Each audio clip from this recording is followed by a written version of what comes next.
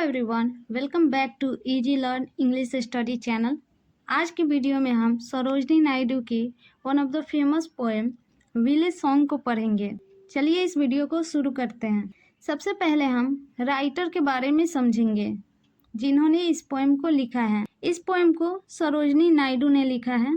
सरोजनी नायडू को Nightingale of India भी कहा जाता है। ये एक पोएट थी और नेशनलिस्ट थी। इन्हें नेशन बिल्डर भी कहा जाता है। इन्होंने महिलाओं के अधिकार के लिए भी लड़ा है। सरोजनी नायडू का जन्म 13 फरवरी 1879 हैदराबाद में हुआ था और इनकी मृत्यु 2 मार्च 1949 लखनऊ में हुआ था। इनका important work the broken wing जो 1912 में पब्लिश्ड हुआ था और द गोल्डन थ्रेशोल्ड ये 1905 में पब्लिश्ड हुआ था। The birth time 1912। The birth time Sarojini Naidu की कलेक्शन ऑफ पोइट्री थी जिसमें इन्होंने बहुत सारे कविताओं को लिखा था। इस कविता में हम सरोजनी नायडू के ईश्वर में जो अटूट विश्वास है उसको देखते हैं। Sarojini Naidu expresses her inner most fear and pray god to guide her through darkness. इस कविता में सरोजनी नायडू ने अपने अंदर जो बैठे हुए डर है उसको एक्सप्रेस किया है और गॉड से ये प्रार्थना की है कि वे उन्हें अंधेरे में रास्ता दिखाएं। अगर वे डरती हैं या घबराती हैं तो ईश्वर उन्हें सही रास्ता दिखाए और उस पर ये चले। इट्स मीन कि ये गॉड से प्रे कर रही है कि गॉड इनके मुश्किल समय में इन्हें गाइड करे। This is a folk song. Folk song क्या होता है? जो गाँव में गाए जाने वाली लोकगीत होती है उसका ये एक फॉर्म है जो डायलॉग के फॉर्म में लिखा गया है। तो village song the birth time के ही साथ 1912 में पब्लिश्ड हुई थी। Full are my pitchers and far to carry, lone is the way and long. मेरे घरे पानी से पूरी तरह भरे हुए हैं और उन्हें बहुत दूर तक ले जाना है। रास्ता बहुत ही लंबा है और बाकी है अभी और मैं इस रास्ते पे अकेली हूँ। Why, oh why, I was tempted to tarry, lured by boatsman's song. Tempted का मतलब होता है लालच करना। पोएट भगवान से ये कह रही हैं कि वे रास्ते में रुकने के लिए क्यों ललचाई, उन्हें ये लालच क्यों आया।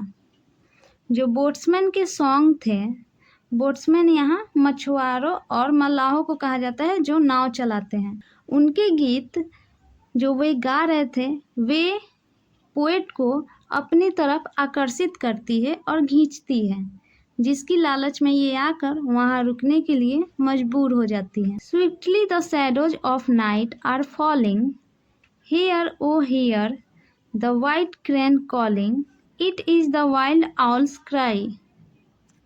रात की जो परछाई है यहाँ, इसमें कि दिन ढलने लगा है और अंधेरा होने लगा है। जब दिन ढलता है तो अंधेरा कैसे धीरे धीरे और तेज़ी से फैलने लगता है।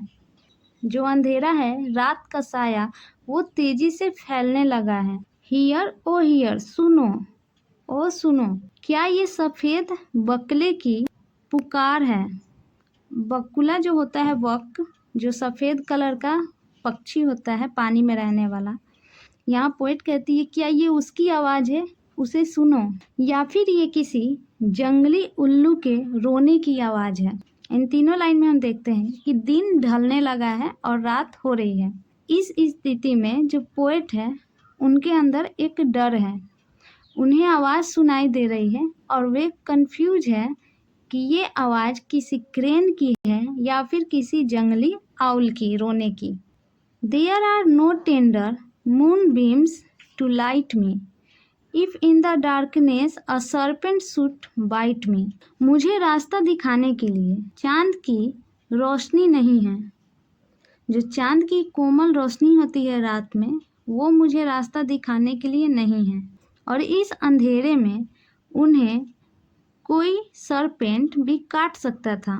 यानी कि राइटर को ये डर है कि अंधेरे में जब वो जा रही है, जब मून भी नहीं निकला है और उसकी रोशनी भी नहीं है, तो इस अंधेरे में कहीं उन्हें कोई सांप ना काट ले। और if an evil spirit should smite me, Ram रे राम आई शैल डाई। और if an evil spirit should smite me, Ram रे राम आई शैल डाई। या फिर मुझे कोई बुरी आत्मा या भूत प्रेत अगर मुझे पकड़ लेता है या मुझ पे अपना वश कर लेता है तो ये डर कर कहती हैं राम रे राम। डर के मारे जो आवाज निकलता है इंसान के अंदर से अचानक, ये वही है, तो मैं मर जाऊंगी। पोएट डर रही है कि अगर इस अंधेरे में उन्हें कोई सांप काट ले या फिर कोई बुरी आत्मा उन्हें अपने चपेट में ले ले तो वे मर सकती है। माई ब्रदर विल मर्मर, मेरा जो भाई है वह बुदबुदाते हुए कहेगा कि वह इतनी देर कहाँ लगा दी। वाई डॉट सी लिंगर, वह इतनी देर क्यों लगा रही है, वह देर क्यों कर रही है। My mother will wait and weep, और मेरी माँ मेरा इंतजार करती रहेगी और वह रोती रहेगी अगर ये घर ना पहुंची तो। Saying oh safe may the great gods bring her, the Jamuna's water are deep. इनकी जो माँ है वह यह कहते हुए रोएगी और इंतजार करेगी कि हे भगवान उसकी रक्षा करना, क्योंकि जमुना का पानी बहुत ही गहरा है। The Jamuna's water rush by so quickly, the shadows of evening gather so thickly.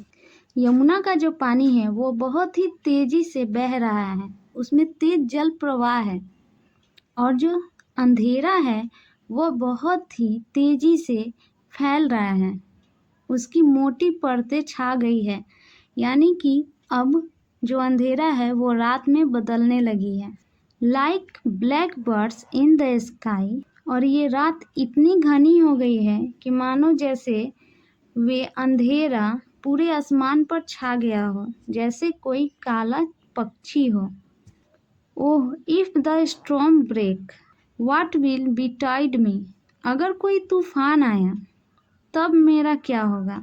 यहाँ वे डर रही हैं और बता रही हैं कि अगर इस रास्ते में कोई तूफान आ गया तब वे क्या करेंगी। Save from the lightning where shall I hide me, और जो बिजली चमकती है उससे बचने के लिए ये खुद को कहाँ छिपाएंगी। ये सवाल पोएट के मन में बार बार आ रही है अपनी सुरक्षा को लेकर जैसे जैसे दिन ढल रहा है।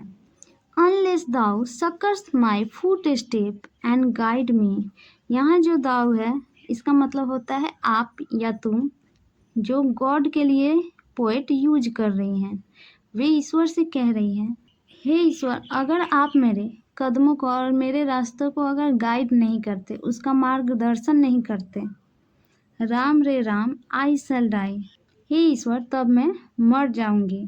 तो यहाँ पोएट क्या कह रही है लास्ट लाइन में कि ईश्वर अगर आप मेरे हर स्टेप को, हर एक कदम को और मेरे रास्ते को गाइड ना करते तो मैं जिंदा नहीं रहती।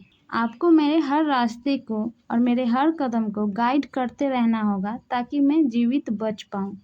दोस्तों ये पोएम बहुत ही सुंदर था और काफ़ी लिरिकल भी है, क्योंकि ये इंडियन फोल्क सॉन्ग पे बेस्ड लिखा गया है इंग्लिश। आई होप कि आपको ये पोएम अच्छी लगी हो। अगर आपको ये वीडियो अच्छी लगी तो प्लीज़ इसे लाइक करिए, ज़्यादा से ज़्यादा शेयर करें और चैनल को सब्सक्राइब करना ना भूलें। वीडियो के लास्ट तक बने रहने के लिए थैंक यू वेरी मच। मिलते हैं हम अपने अगले वीडियो में।